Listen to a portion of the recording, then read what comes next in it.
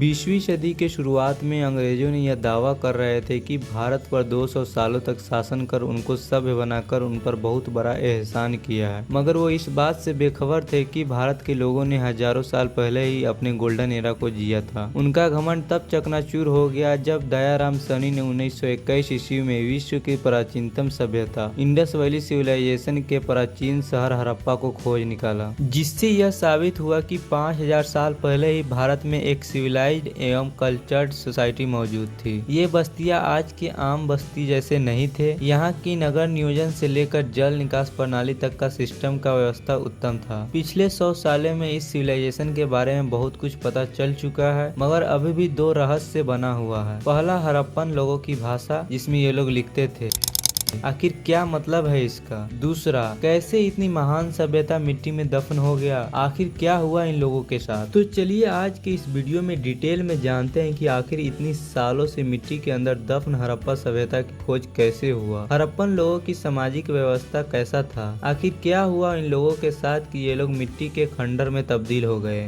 बात है साल 1826 ईस्वी का, जब चार्ल्स मैसन लाहौर से गुजर रहे थे, तब हड़प्पा नामक शहर में एक प्राचीन खंडर टीला देखा और वहां उपस्थित वस्तुएं एक प्राचीन सभ्यता होने का इशारा कर रही थी, जिसके बाद चार्ल्स मैसन ने इसका डॉक्यूमेंट तैयार करने लगा। चार्ल्स मैसन इस बात से अनजान थे कि उसने गलती से हजारों साल पुरानी एक सभ्यता को खोज निकाला है, मगर ये बात यहीं आई और बनी रह जाती है। फिर साल आता है 1856 ईस्वी का, जब कराची से लाहौर के बीच रेलवे पटरी बिछाया जा रहा था तो पक्की ईंटों की जरूरत पड़ी। तो हड़प्पा नामक जगह से पक्की ईंटों के टीले के खंडर से ईंटों को निकाल कर रेलवे पटरी बिछाने में उपयोग किया गया, मगर किसी ने भी ये बात नहीं सोचा कि इतनी सुनसान जगह पर आखिर इतनी ईंटें आई कहां से। इसलिए फिर बात आई और यहीं रह गई। 1861 ईस्वी में पुरातत्व विभाग की स्थापना हुई, जिसके पहले डायरेक्टर जनरल अलेक्जेंडर कनिंघम को बनाया गया, मगर इसने भी जोर शोर से हड़प्पा के उत्खनन करवाने में दिलचस्पी नहीं दिखाई। फिर साल आता है 1902 का, जब पुरातत्व विभाग के नए डायरेक्टर जनरल सर्जन मार्शल बने, तो इसने 1921 ईस्वी में दयाराम सैनी के नेतृत्व में औपचारिक रूप से हड़प्पा सभ्यता का उत्खनन करवाया, जिसे देखकर सभी की आंखें चकाचौंध रह गई, क्योंकि इसके खुदाई के बाद हड़प्पा में आज से 5000 साल पुराना शहर प्राप्त हुआ। एक शहर नहीं बल्कि अभी तक 1400 से भी ज्यादा शहर खोजे जा चुके हैं, जिसमें 925 शहर इंडिया में और 475 शहर पाकिस्तान में उपस्थित है। चूँकि ये सभ्यता पहली बार हड़प्पा नामक जगह पर खोजा गया, इसलिए इसे हड़प्पा सभ्यता कहते हैं। इस सभ्यता को 3 फेज में डिवाइड किया जा सकता है। पहला, अर्ली हड़प्पा 3500 से 2600 ईसा पूर्व तक, जब ये अस्तित्व में आया।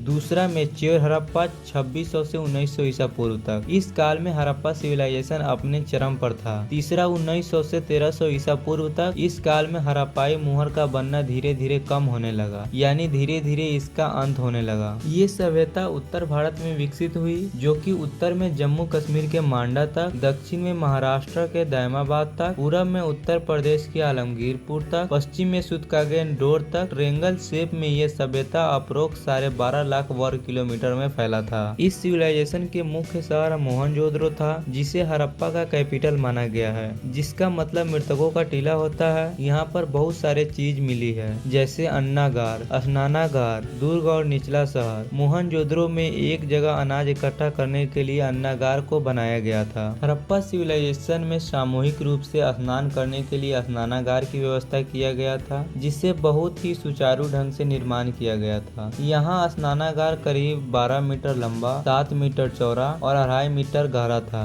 इसकी स्वच्छता को बनाए रखने के लिए इसे मेन नाली से जोड़ा गया था और फिर से पानी भरने के लिए कुएं की व्यवस्था भी किया गया था। एक्चुअली दुर्ग और निचला शहर एक ही शहर में 2 तरह की बस्तियां थी, जिसमें दुर्ग जहाँ बड़े लोग के रहने की सारी व्यवस्था थी, ये ऊंचे पर बने होते थे, तथा निचला शहर जहां आम लोगों के रहने की व्यवस्था थी। हड़प्पा सिविलाइजेशन में पक्की ईंटों के 2-2 मंजिला का मकान बनाया गया था। सभी ईंटें का साइज एक समान था। मकान में वॉशरूम की व्यवस्था की गई थी तथा हर घर को मेन नाली से जोड़ा गया था। नाली को भी सिस्टमैटिक रूप से बनाया गया था। नाली के बीच बीच में मेन हॉल बनाया गया था ताकि जल का सतत प्रवाह बना रहे। यहाँ की सड़कें ग्रिड अवस्था में थी, यानी एक दूसरे को समकोण पर काटती थी। हड़प्पा सिविलाइजेशन से मिली मोहरों से पता चलता है कि हड़प्पा के लोग प्रकृति की पूजा करते थे। यहाँ से अभी तक कोई मंदिर या मस्जिद होने का साक्ष्य नहीं मिला है। हड़प्पा सभ्यता के लोग को लोहा का ज्ञान नहीं था। ये लोग उस समय के समकालीन सभ्यता मेसोपोटामिया से व्यापार वाणिज्य किया करते थे। हड़प्पा को मेसोपोटामिया में मेलुआ कहा जाता था। हड़प्पा सभ्यता के लोग ने ही पहली बार तांबा और टीन को मिलाकर कांसा बनाया था, इसलिए इसे कांस्य युगीन सभ्यता भी कहा जाता है। मोहनजोदड़ो से मिली मोहरों पर एक नर्तकी का चित्र उकेरा गया था, जिससे यह पता चलता है कि हड़प्पा के लोग को डांसिंग और म्यूजिक का भी जानकारी था। हड़प्पा सभ्यता के लोगों की खुद की लिपि मौजूद थी, मगर इसे 100 साल के प्रयास के बाद भी अभी तक नहीं पढ़ा गया है, जिससे बहुत सारे तथ्य अभी तक अनसुलझे पड़े हैं। तो चलिए अब बात करते हैं इनके विनाश के कारण के बारे में, कि इतनी विकसित सभ्यता कैसे एक मिट्टी के खंडर में तब्दील हो गया। क्या हुआ इन लोगों के साथ? क्योंकि अभी तक इनकी लिपि को नहीं पढ़ा गया है, इसलिए इतिहासकारों ने सिर्फ हड़प्पा से प्राप्त साक्ष्य के आधार पर इनके अंत का अनुमान लगाया है। कुछ इतिहासकारों का कहना है कि चूंकि ये सभ्यता सिंधु नदी के किनारे बसा था, इसलिए ये हो सकता है कि शायद सिंधु नदी ने अपनी धारा ही बदल ली हो, या बड़े स्तर पर सुखाड़ आ गया हो, या बाढ़ आ गया हो, या बड़े स्तर पर कोई बीमारी आ गया हो, या बड़े स्तर पर कोई आक्रमण हुआ हो, या समय के साथ ये सभ्यता ने अपने आप को बदलाव नहीं किया हो। असली कारण तो इनकी लिपि पढ़ने के बाद ही पता चल पाएगा। तो यह वीडियो यहीं तक है। जय हिंद।